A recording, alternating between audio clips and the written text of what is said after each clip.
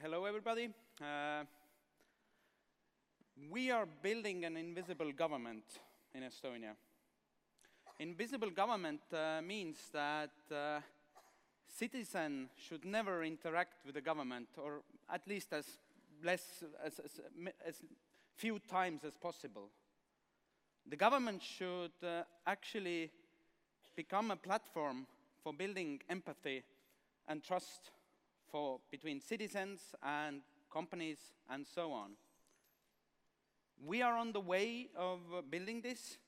We have been doing this for 20 years, and I'll explain a little what point of time we are at. So, by the end of this year, if a new Estonian is born, then both of the parents will receive an email from the government that congratulations for the boy or the girl. You will receive this much money from the government on that particular date, this much money from the municipality, and don't worry about kindergarten, everything has been taken care of. And if you want to put the name to the child, write it here, or in Estonian law, we can wait for 3 months as well.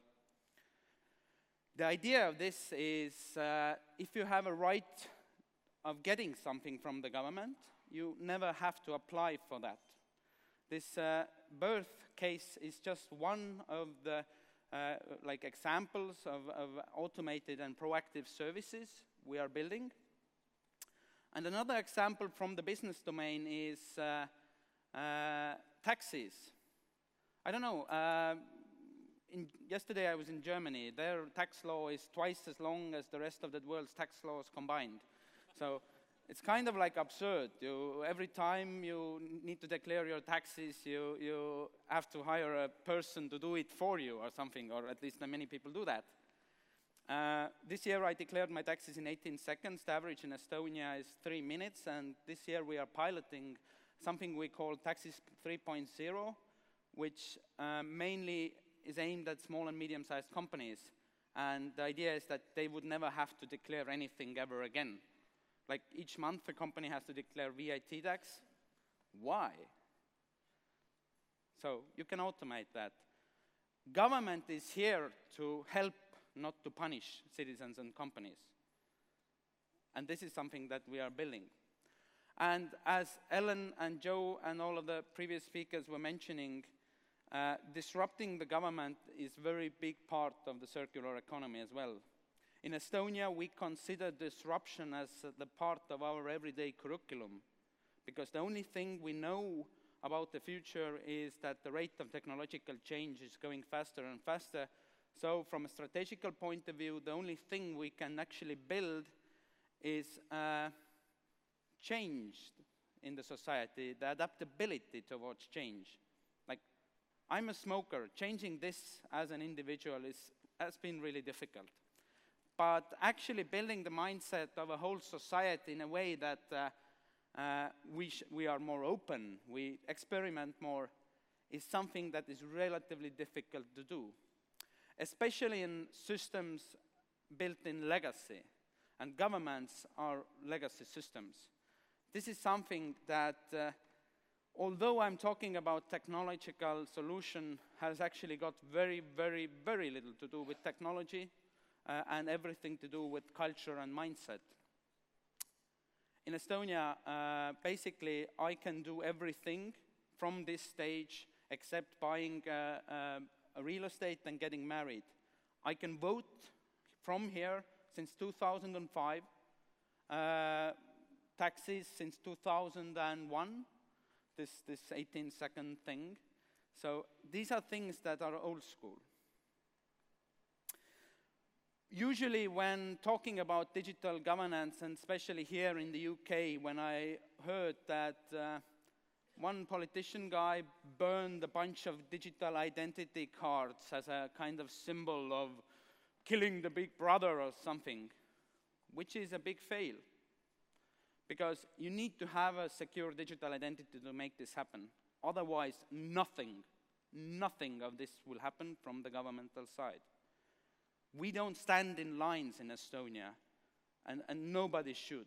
But you cannot do that without a digital identity.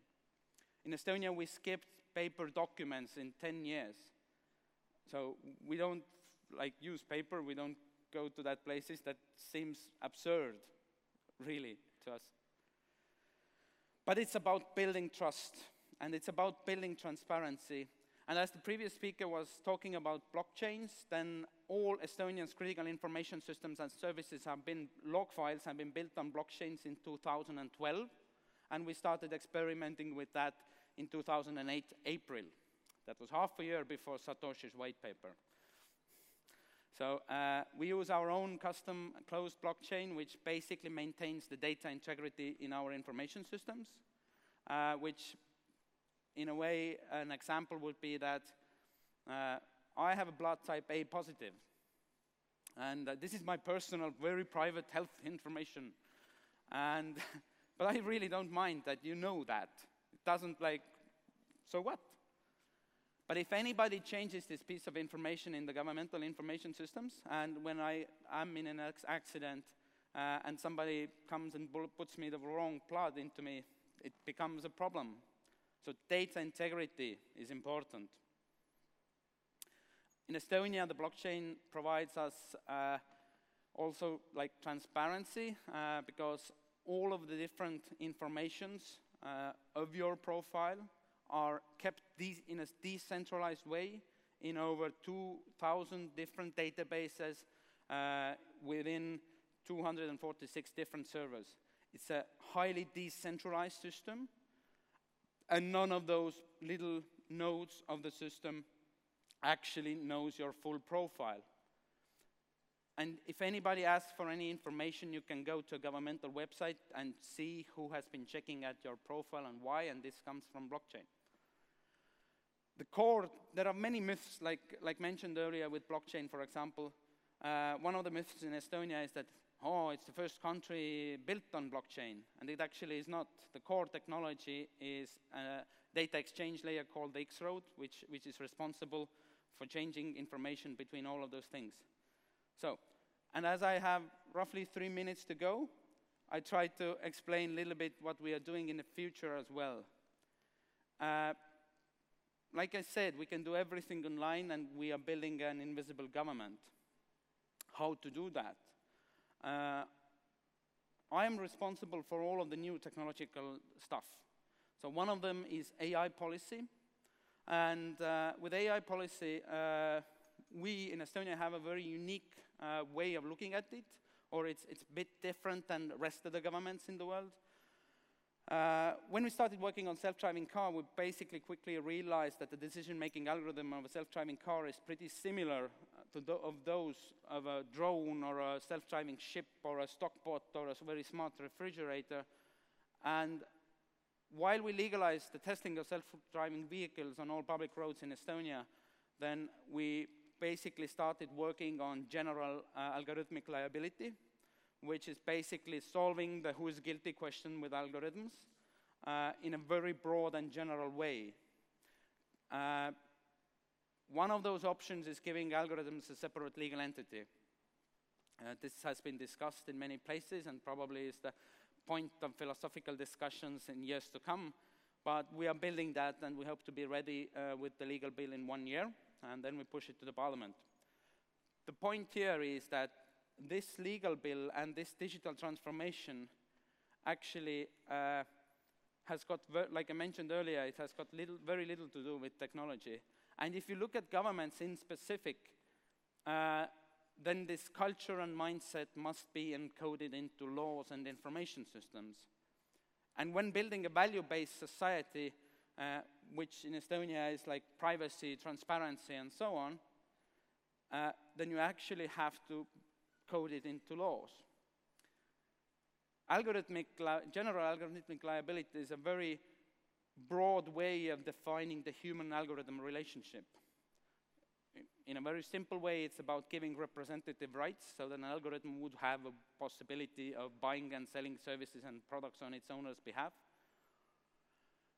But it's nothing to do with technology, actually, because this is a very, if we code technology into laws, this is a big failure because all of us know that technology changes faster and faster. So it's about defining the relationship. So I think this domain of an invisible government I mentioned. This will be ready in Estonia, the whole network will be ready in roughly 4 years. We will automate many of governmental services via AI, and my gut feeling is that that will automate the jobs of roughly half of the civil servants. In Estonia, this is not considered as a problem. This is considered as an option. We have the most effective civil service per capita globally, and the digital tools can help us.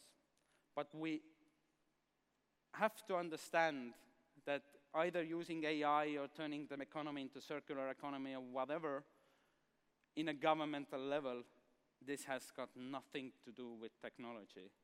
It's got everything to do with culture and mindset.